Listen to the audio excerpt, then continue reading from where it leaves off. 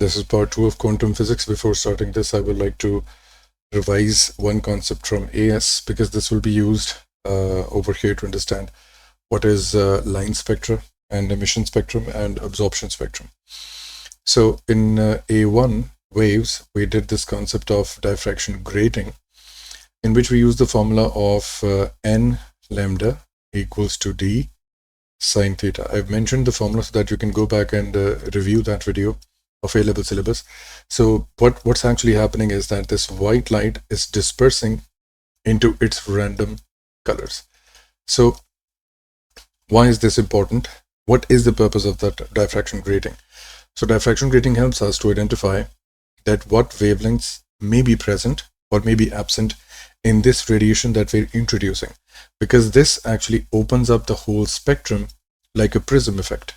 Okay, so it's possible that we introduce a radiation and to our eyes it may look like white light, but it's possible that one of the radiation is missing. We won't be able to pick it up, but the diffraction grating will be able to pick it up. So to find out in a simple common man term, to find out the ingredients of this wave that is being introduced, is it made out of one wave, is it made out of a combination of waves, to find out what waves they may be, we will use diffraction grating to understand that, to decipher that, because we understand that at different wavelengths we will get different angles from the center. Okay, so let's move on to the spectrum. Now this is what you can see with your eyes from the spectrum from gamma to radio waves. Please notice this is the only thing we can see with our eyes, but the rest of the radiation do exist as well. So if you want to use this diffraction grating for anything that you can't see, it will still give you the results. For example, you could introduce gamma, you could introduce X-rays, you can introduce radio waves, and placing here an appropriate detector will let you know whether this radiation is gamma, X-ray, or whatever wavelength that you've introduced. So this method is not only for the visible spectrum, it's for everything. But I will be referring to the visible spectrum again and again because this is what we are generally familiar with in daily life. That is all. Okay. So this will be our detector for the incoming lesson and the topics that we're going to study in this video. Okay, so let's start with the energy levels of an atom and what is quantization. Quantization in physics would mean that the quantity or the charge that we're going to talk about is specific. It is quantized. It is not going to be a range of values. This is a value that is going to be very specific. So when we say that one electron has a charge of 1.6 into 10 raised to the minus 19 coulombs, this is quantized charge. Whenever you go, wherever you go, it's not possible that you're going to find an electron with 1.61 or 1.59 or a range of charges. This is 1.6 coulomb or 1.6 power minus 19 coulombs for one electron. When you have this definite answer, we say that this value is quantized. Now, why this word is necessary? Because when we go to chemistry, we realize that this is what we've been taught, that there are 3 shells, for example, or more number of shells. And if you go to higher chemistry, you realize that even these shells are subdivided into S, P, D, and F. But we're not going to get into orbitals. We're going to get into shells only. Although if you involve orbitals in this will become even more interesting. But the A-level syllabus only requires us to understand the shells only. So in very basic chemistry, we see that this is the first shell, we have the second shell, we have the third shell in which electrons can exist. Now, what happens that we will follow this in the next lesson, we will follow this in this video as well, that there is a possibility.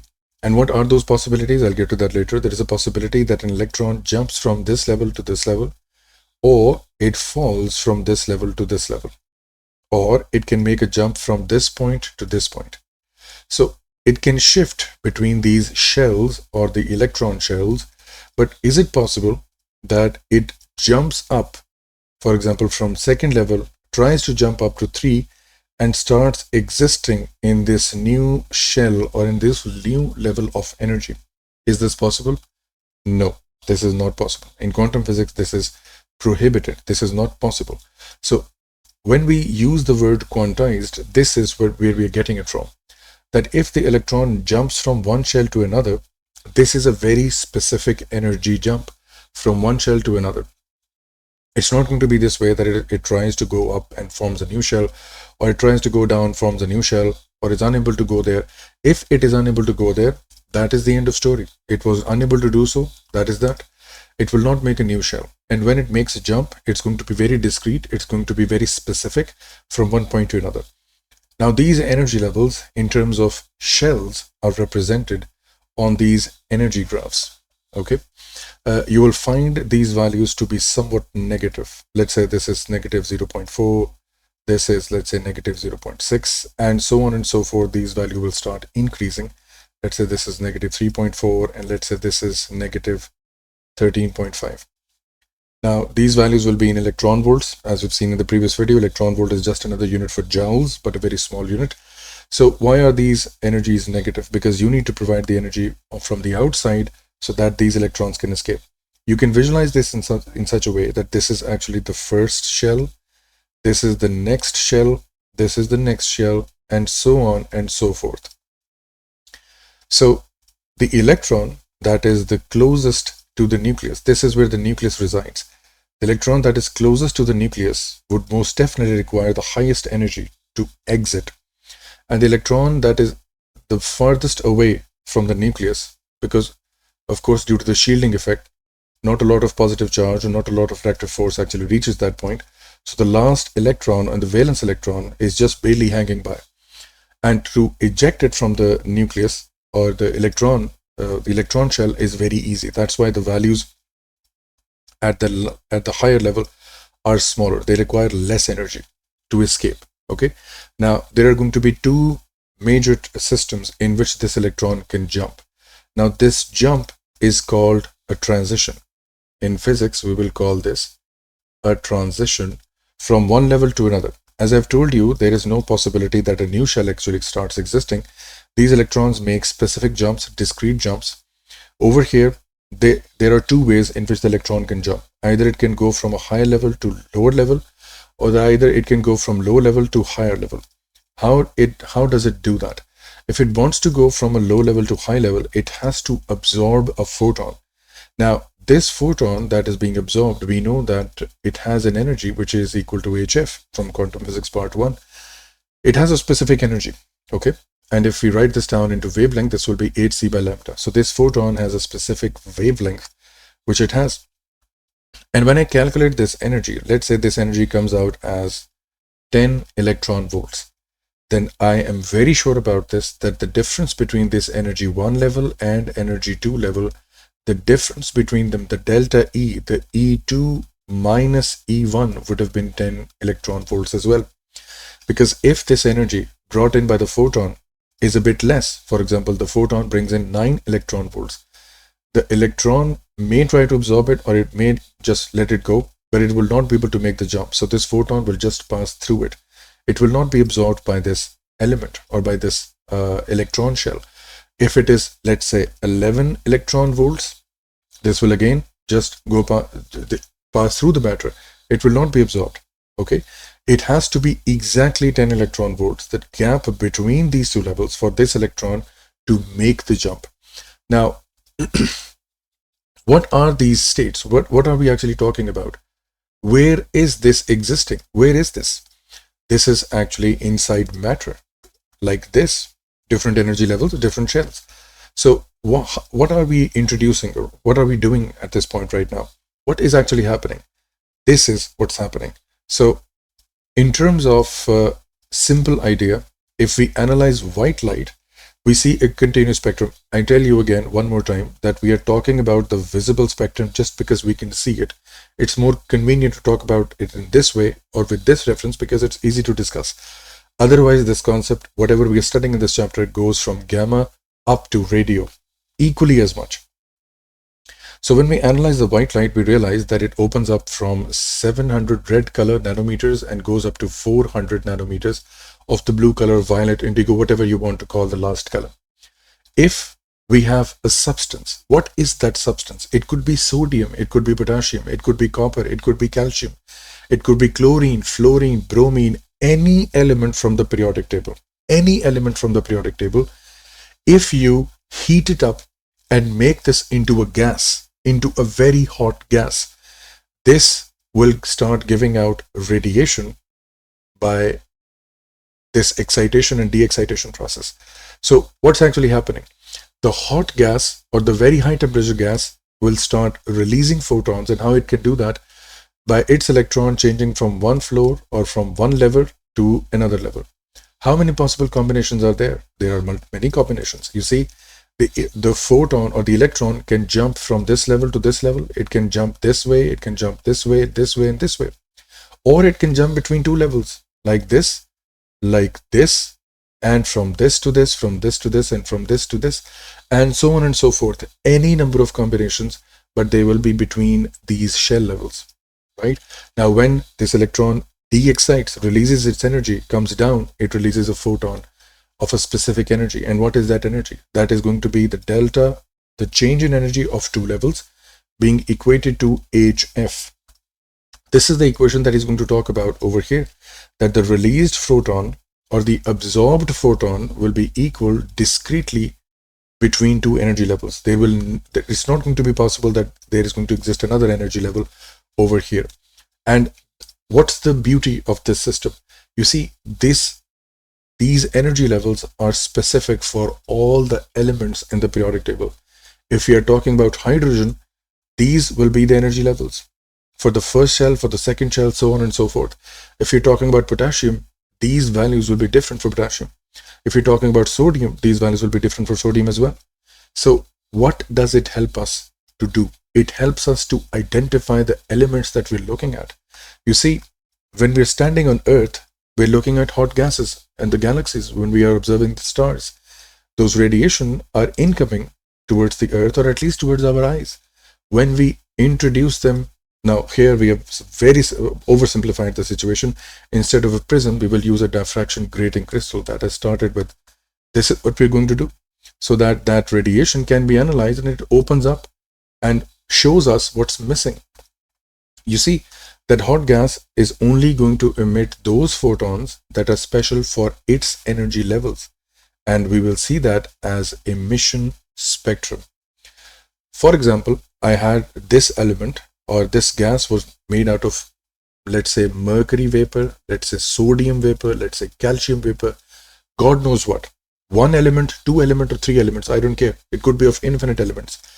But when it is analyzed like this, these wavelengths, since I told you that this electron shell or this electron energy level is going to be specific for everyone, it helps us identify who made this gas, what are the constituents, what are the ingredients of this gas. And yes, we have to take those, be that a solid metal, be that, let's say, a gas itself, we have to take them at very high temperatures, so much so that they boil and become a gas.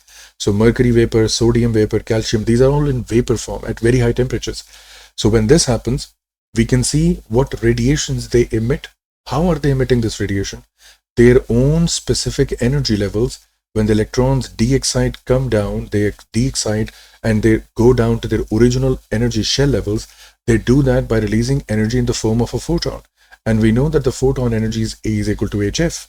And we also know that the jump that has been made from, let's say, E1 to E2, we know the energies. So when I replace them into this equation, I realize that I have all the values, but the value that is missing is actually the frequency. When I find against this frequency, using the formula V equals to F lambda, I find these specific wavelengths only for a specific element. So it's possible that this graph is for calcium. Now, when I go back to the chemistry and into the periodic table, I will match this emission spectrum to all the elements that are present in the periodic table, and I'll see who will cause this wavelength to be missing, or who will cause this wavelength to be executed, who will produce this wavelength, who will produce this wavelength. If all these wavelengths are actually exactly the same with calcium, I will know that this hot gas, which is very far away in the distant galaxy, is made out of calcium, or is made out of hot gas of calcium. Let's do it the other way around. Let's start providing white light, or let's shine white light through the same substance, but at a cooler temperature, at a colder temperature. What will happen now? Now, this matter that is inside the gas, most effectively, for example, if this is the matter that we're talking about, let's say this is the nucleus, This is the nucleus. I'm talking about calcium, aluminium, copper, everything in the periodic table. Let's say these are the energy levels or the shells of those of that atom. You see, when this photon actually passes by, because I'm introducing that light, we are introducing the white light, right? When this photon passes by, these electrons are already existing in their shells, right? But will this photon be absorbed by this nucleus? Will it be absorbed? We'll have to check the difference between the energy levels, and we'll have to equate it to HF and then find the wavelength, that whatever wavelength this photon is bringing, if that is exactly equal to this energy jump, this electron will jump. And when it jumps, it absorbs that photon in the process.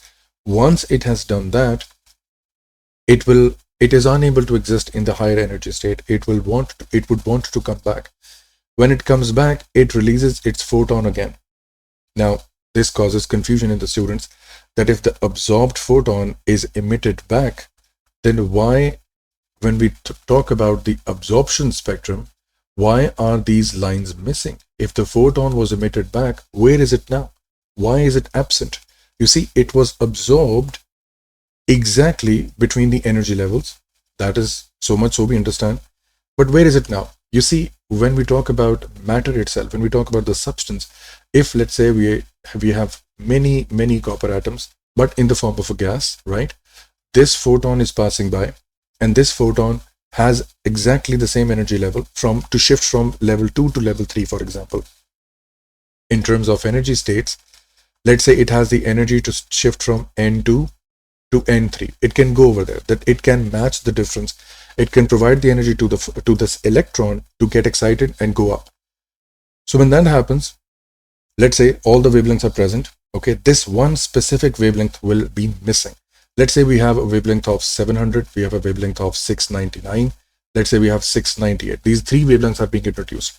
699 is what this energy level requires, is what this energy level is all about, by using the same idea that the difference of energy level is going to be equal to HF, right?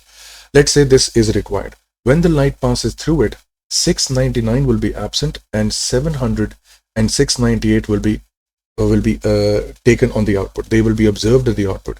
This is what this absorption spectrum is. We see everything.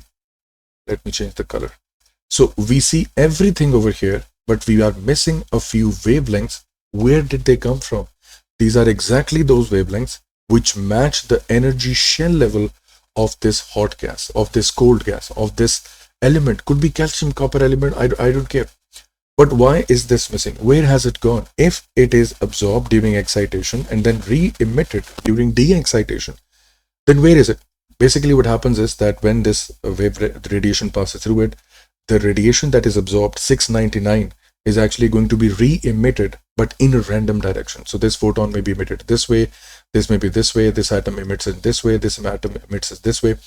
It will not emit them in the original direction. There is a possibility, there is one or two possibilities that it may be emitted in the original direction, but consider the intensity. You see, 700 and 698 were not disturbed, were not absorbed at all. Their intensity, their brightness will be very high. And the brightness or the availability of 699 will be impossible because it is scattered in every direction. And be advised, note that yes, this unknown element that we're talking about, could be made out of any element. I'm going to discuss this in the next part. Okay, so see, what is the emission spectrum of the sun? You see, these exact wavelengths are actually acting as a fingerprint. They act as a fingerprint that I can match these emitted wavelengths.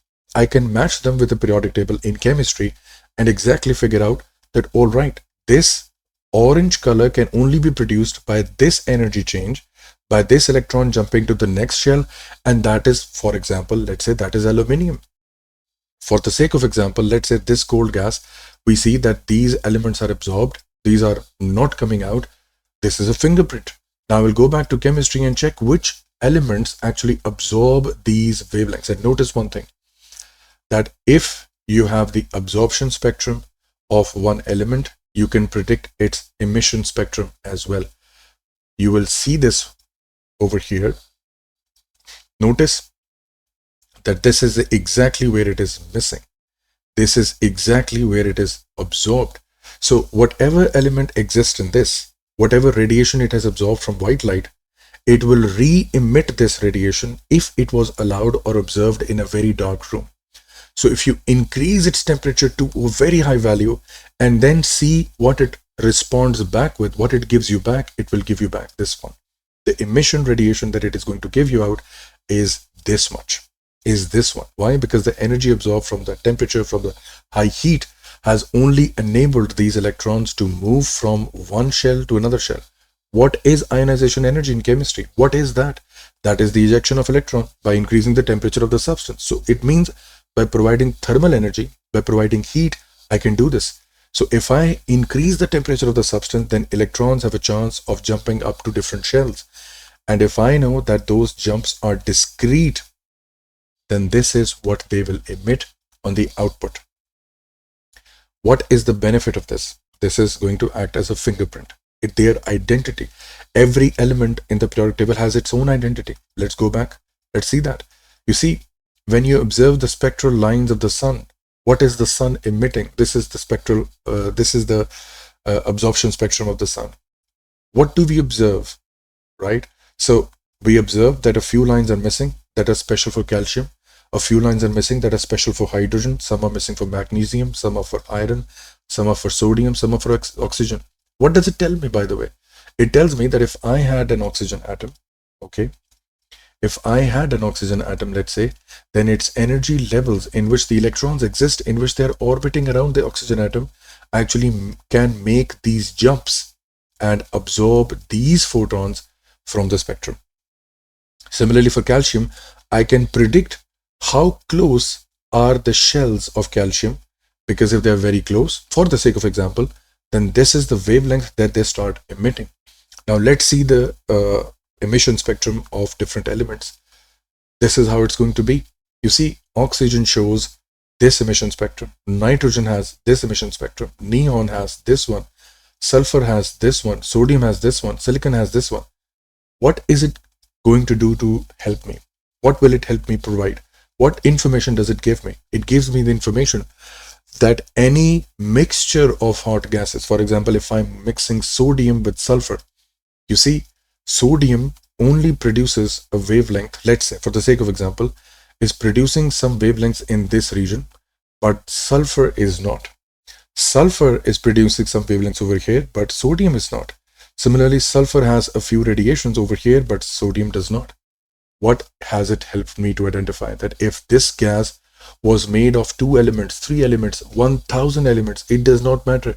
I know from chemistry what their emission spectrum is going to look like. So I will match the emission spectrum with the respective element, and I will predict that, okay, I think that there is sulfur and there is sodium inside this chamber.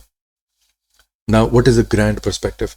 The larger idea is that standing on Earth, I can predict that if this is where I'm standing right now, and I see radiation coming from the stars, from the sun, I can predict what they are made of, because then I will pass that radiation to the diffraction grating crystal. It will disperse into 7 colors, or a pattern of spectrum, or a continuous spectrum, and whatever wavelength is missing, I can match this with the help of periodic table and chemistry to the specific element, whichever uses that wavelength, whichever consumes that wavelength, that is not able to pass it through. So it helps me identify the elements these gases are actually made of, which I'm seeing at night through the stars. I hope that this clarifies what is the purpose of this chapter. What are scientists using this for?